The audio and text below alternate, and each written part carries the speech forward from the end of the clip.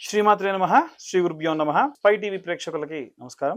గురుగ్రహం యొక్క మార్పులో భాగంగా జూన్ 2వ తారీఖు నుండి ద్వాదశ రాశుల వారికి కూడా అనుకూల పరిస్థితులు ఉన్నాయి, మిశ్రమ ఫలితాలు కూడా గోచరిస్తూ ఉన్నాయి. ముఖ్యంగా ఇందులో ఈ యొక్క గురు గమనంలో భాగంగా గోచార రీత్యా ఎటువంటి మార్పులు నెలకొంటాయి, ఎలాంటి సిచ్యువేషన్స్ మనం ఫేస్ చేస్తాము అనేటువంటి విషయాల్ని ఇప్పుడు మనం తెలుసుకుందాం. మకర రాశి వారికి సంబంధించి జూన్ 2వ తారీఖు నుండి ఆ యొక్క గురు గమనంలో భాగంగా ఎలా ఉండబోతుంది అనేటువంటి విషయాలు ఇప్పుడు తెలుసుకుందాం. ముఖ్యంగా ఈ యొక్క మకర రాశి వారికి సంబంధించి ఈ యొక్క తృతీయ స్థానంలో ఉన్నటువంటి శనిగ్రహ సంచారం, ద్వితీయంలో ఉన్నటువంటి రాహుగ్రహ సంచారం, చతుర్థ స్థానంలో సంచారం చేస్తున్నటువంటి అంటే చతుర్థ స్థానంలో మేషంలో కుజగ్రహ సంచారం, పంచమ స్థానమునందు ఉన్నటువంటి బుధ శుక్రుల యొక్క సంచారం, షష్టమంలో ఉన్నటువంటి సూర్యగ్రహ సంచారం, అలాగే సప్తమ స్థానంలో సంచారం చేస్తున్నటువంటి గురుగ్రహ సంచారం, కలత్ర స్థానం, అష్టమ స్థానంలో సంచారం చేస్తున్నటువంటి కేతుగ్రహ సంచారం. ముఖ్యంగా ఏంటంటే ఈ యొక్క 12 రాశుల్లో కూడా ఒక్కొక్క రాశిలో ఒక్కొక్క గ్రహ సంచారం జరుగుతున్న కారణం చేత విద్యార్థి దశలో ఉన్నటువంటి వారికి సంబంధించి సాధారణంగా సప్తమంలో ఉన్నటువంటి గురుడు వలన ఈ రాశి వారికి ఈ జూన్ 2 నుండి చాలా అద్భుతంగా ఉంటుంది. ముఖ్యంగా విద్యార్థులతో సహా అందరికీ ఉంటుంది. ఉచ్చ స్థితిలో ఉన్నాడు గురు, అది కూడా కర్కాటకంలో ఉన్నాడు. అత్యంత అద్భుతమైనటువంటి కాలం. అలాగే బుధ శుక్రుల యొక్క కలయిక కూడా ఏంటంటే ఆలోచన వ్యవస్థని, సృజనాత్మకతను పెంచుతుంది. చాలా అద్భుతంగా ఉంటుంది. కష్టమైనటువంటి పనులను కూడా చాలా సులభంగా పూర్తి చేస్తారు. టెక్నికల్ రంగంలో ఉన్నటువంటి విద్యార్థులు చాలా అద్భుతంగా రాణిస్తూ ఉంటారు. గృహిణులకు సంబంధించినటువంటి విషయానికి వస్తే ఇంట్లో అంతా కూడా శుభకార్యములు, సంతోషకరమైనటువంటి కార్యక్రమాలు, సంతోషమైనటువంటి వాతావరణాలు, ఫంక్షన్లు, హడావిడి ఎక్కువగా ఉంటుంది. పిల్లల నుండి మంచి శుభవార్త వింటారు. చాలా మనస్సుకు ప్రశాంతతనిచ్చేటువంటి వాతావరణం ఎక్కువగా ఉంటుంది. అలాగే 4వ ఇంట సంచారం చేస్తున్నటువంటి కుజుడి కారణం చేత ఏంటంటే అలసట, శారీరకమైనటువంటి అలసట, ఒత్తిడి ఎక్కువగా ఉండేటువంటి అవకాశం ఉంది. 3వ స్థానంలో సంచారం చేస్తున్నటువంటి కారణం చేత 3వ స్థానంలో సంచారం చేస్తున్న గ్రహ సంచారాల వల్ల ఉద్యోగస్తులకు ఎలా ఉండబోతుంది అనేటువంటి విషయాన్ని మనం చూసుకున్నట్టయితే శనిగ్రహ సంచారం వలన, కుజగ్రహ సంచారం వలన ఆఫీసులో చాలా రకాలైనటువంటి వ్యవహారాల్లో వీరి యొక్క పార్టిసిపేషన్ అనేటువంటిది ఉంటుంది. వీరి మీద విపరీతమైన కుట్రలు చేసే అవకాశం ఉంటుంది. కొన్ని రకాలుగా ఏంటంటే వీరికి తెలియదు అనమాట, ఇంత లొంగిపోయి మరి వీరు చాలా దారుణంగా వీరిపైన కుట్రలు చేస్తున్నారని. కానీ అవేవి ఫలించవు. ప్రయత్నాలన్నీ కూడా వీరి యందు చేసినటువంటి ప్రయత్నాలన్నీ కూడా సఫలీకృతం అవుతాయి, ప్రమోషన్లు దక్కుతాయి.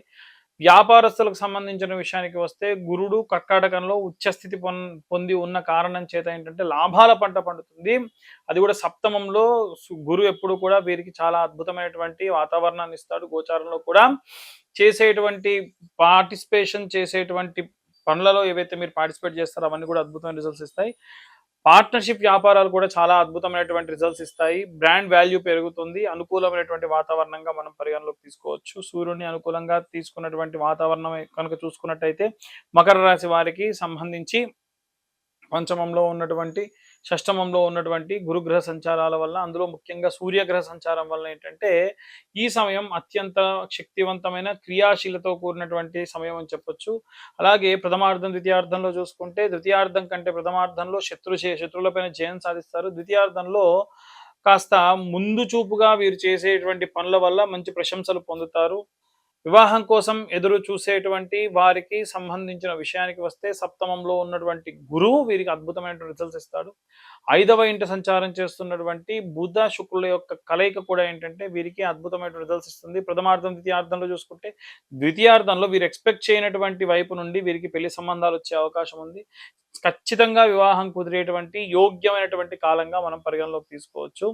అలాగే 7వ స్థానంలో సంచారం చేస్తున్నటువంటి ఈ యొక్క గ్రహ సంచారాల వలన రైతులకు సంబంధించిన విషయాలు మనం చూసుకున్నట్టయితే వీరి యొక్క గ్రహ సంచారాల్లో భాగంగా కుజుడు స్వక్షేత్రంలో సంచారం చేయడము, దాని వలన వీరికి ఉన్నతమైనటువంటి వ్యవసాయం, పంట, పాడి అంతా కూడా అద్భుతంగా ఉండడము.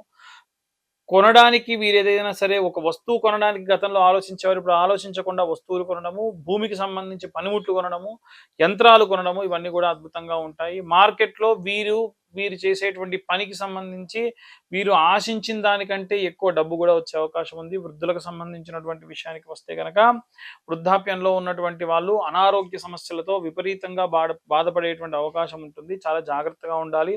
ఆధ్యాత్మిక చింతన పెరుగుతుంది. కుటుంబ సభ్యులతో సమయం గడుపుతారు. వీరు చేసేటువంటి పనులపైన శ్రద్ధ వహించాలి. అనవసరమైనటువంటి ఆలోచనలు మైండ్లో పెట్టుకోవడం వల్ల వీరికి విపరీతమైనటువంటి బాధ, ఖేదం పొందే అవకాశం ఉంటుంది.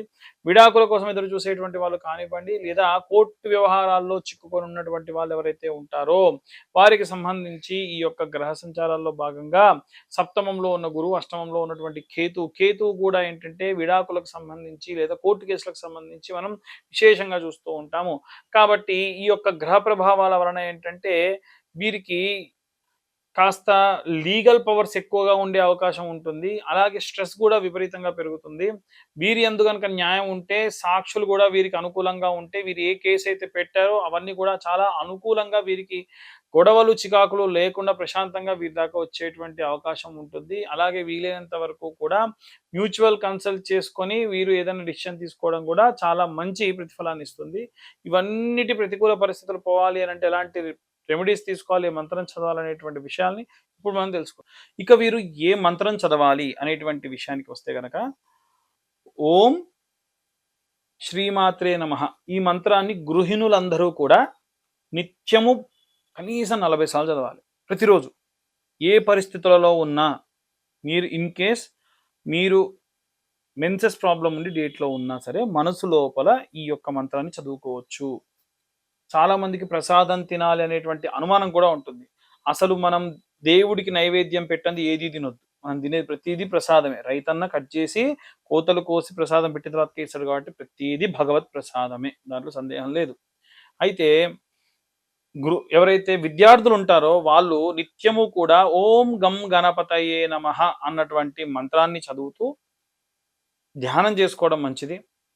ఒక చీకటి రూమ్లో ఆవు నెయ్యితోని దీపం వెలిగించి ఆ దీపాన్ని అలాగే కనురెప్ప ఆర్పకుండా ఒక పావు గంట సేపు చూడడం వల్ల కంటికి ఉన్నటువంటి దృష్టి దోషం పోతుంది, దృష్టి పెరుగుతుంది, చదివింది బాగా గుర్తుంటుంది. విద్యార్థులందరూ కూడా చేయాలి.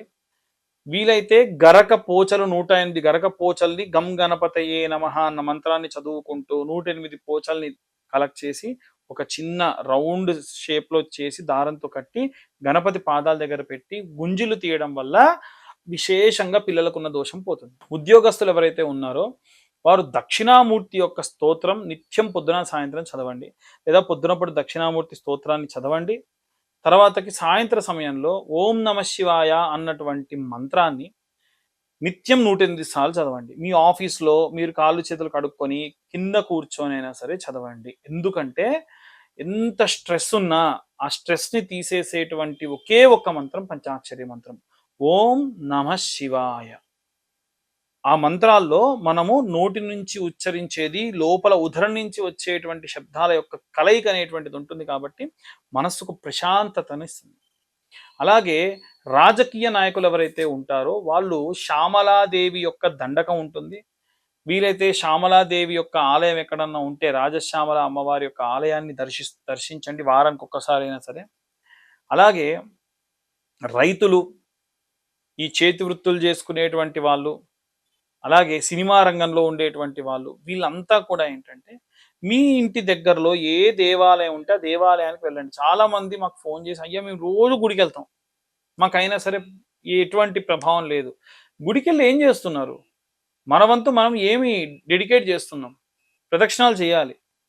రోజు ఆ దేవాలయ యొక్క నియమం బట్టి 21, 11, 14 ప్రదక్షిణాలు చేయాలి. ప్రదక్షిణాలు చేస్తూ ఫోన్ మాట్లాడతారు. ఫోన్ మాట్లాడొద్దు.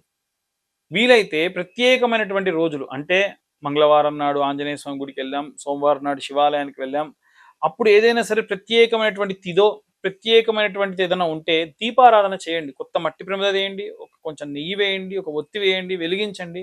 అక్కడ గుళ్ళో ఎక్కడైతే దీపాలు వెలిగించాలో అక్కడ దేవాలయంలో ఎవరిని ఇబ్బంది పెట్టొద్దు. ఎక్కడ పడితే అక్కడ దీపాలు పెట్టి రావి చెట్టు, వేప చెట్టు కింద దీపాలు వెలిగించండి, ప్రదక్షిణాలు చేయండి. నిత్యము కూడా మనం దేవాలయ దర్శనం చేసుకోవడం మంచిది. ఇంటి దగ్గరలో ఏ దేవాలయం ఉంటే ఆ దేవాలయాన్ని దర్శించుకోండి. అలా అని చెప్పి చర్చిలకు వెళ్ళకండి. దగ్గరలో ఉన్న దేవాలయం అంటే హైందవ ధర్మంలో ఉన్న దేవాలయాలు మాత్రమే పరిగణలోకి తీసుకోండి. అలాగే వీలైతే ఇంకా మనం ఏదైనా చేయాలి అని అంటే నిత్యము కూడా 21 ప్రదక్షిణాలు నవగ్రహాలకి సవ్య దిశలో, 6 ప్రదక్షిణాలు అపసవ్య దిశలో చేయండి. ఎందుకంటే 9 గ్రహాలకి ఇంటూ 3 ప్రదక్షిణాలు మనం లెక్కలోకి వేసుకుంటే 21 ప్రదక్షిణాలు అంటే నవగ్రహాలలో రాహుకేతువులు అపసవ్య దిశలో తిరుగుతారు కాబట్టి వాళ్ళ మంత్రంలో కూడా ఉంటుంది. ధూమ్రవర్ణం ధూమ్రగంధం ధూమ్రపుష్పం ధూమ్రమాల్యాంబరధరం ఛత్ర సమారూఢం మేరు అప్రదక్షిణీ కుర్వాణం అని అంటారు. కాబట్టి అప్రదక్షిణంగా రాహుకేతువులకు ప్రదక్షిణ చేయాలి. అలాగే వీలైనంత వరకు కూడా ఆంజనేయ స్వామి యొక్క సింధూరం అనేటువంటిది, అంటే మంగళవారం నాడు ఉన్న 4 మంగళవారాలు ఏదో ఒక మంగళవారం ఆంజనేయ స్వామికి అభిషేకం, ఆకుపూజ, సింధూర ధారణ చేయించి, ఇవాళ రేపు మార్కెట్లో మనకి పునుగు పిల్లి తైలం అని దొరుకుతుంది.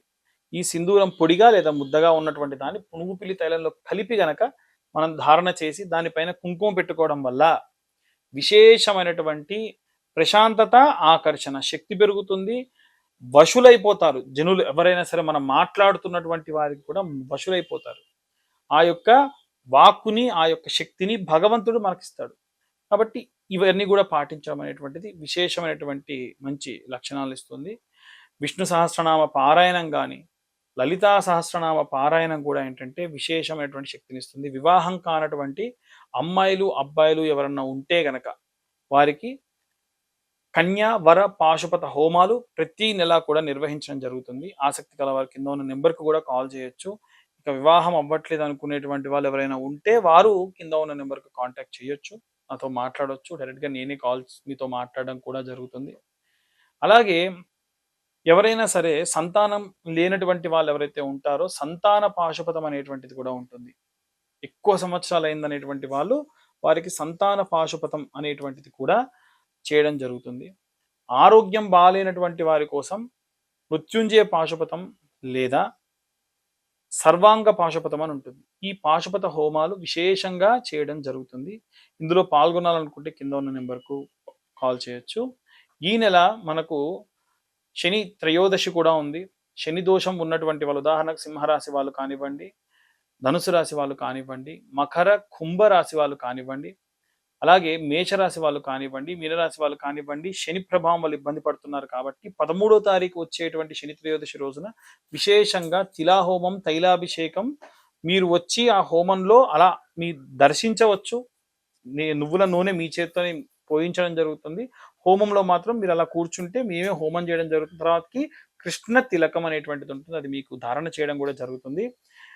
వీలైతే ఈ పూజకు కూడా కేవలం 504 రూపాయలు మాత్రమే ఛార్జ్ చేయడం కూడా జరుగుతుంది. ఆసక్తి కలవారు కింద ఉన్న నెంబర్కు కాంటాక్ట్ చేసి మీరు ఈ పూజలో కూడా పాల్గొనవచ్చు. అలాగే ఈ యొక్క ప్రతి నెల ఆరుద్ర నక్షత్రం రోజు కూడా మనము విశేషంగా రుద్రాభిషేకం, రుద్రహోమం, ఇది ఎవరి హోమగుండం వారికి, ఎవరి అర్చకులు వారికే ఉంటారు. డీటెయిల్డ్గా మీరు ఆ హోమంలో పాల్గొనవచ్చు, కూర్చోవచ్చు, మీరు హవిస్సులు వేయచ్చు, ప్రసాద నివేదన కూడా స్వామివారికి చేయొచ్చు, అభిషేకం కూడా మీ చేతితో మేమే చేయిస్తాము. జాతకంలో విపరీతమైన దోషములు ఉన్నటువంటి వాళ్ళు ఎవరైనా సరే ఈ యొక్క రుద్రాభిషేకం, రుద్రహోమంలో కూడా పాల్గొనవచ్చు. ప్రతి ఆరుద్ర నక్షత్రానికి కూడా జరుగుతుంది. ఎవరి సామాగ్రి వారికి సపరేట్గా మేమే అందిస్తాము, ఎవరి అర్చకుడు వారికి సపరేట్గా ఉంటారు. ఇలా ఈ కార్యక్రమాల్లో మీరు పాల్గొనవచ్చు. అలాగే జాతకం తెలుసుకోవాలనుకునేటువంటి వాళ్ళు కింద ఉన్న నెంబర్కి మీ పేరు, మీ date of birth, time, place ఇస్తే డీటెయిల్డ్గా జాతకం 60-70 పేజీల్లో మీకు అందించడం జరుగుతుంది. తర్వాతకి జాతకానికి సంబంధించి రెమెడీస్ కూడా మీకు చెప్పడం జరుగుతుంది. జాతకానికి గాను 2511 రూపాయలు ఛార్జ్ చేయడం జరుగుతుంది. సర్వే జనా సుఖినో భవంతు.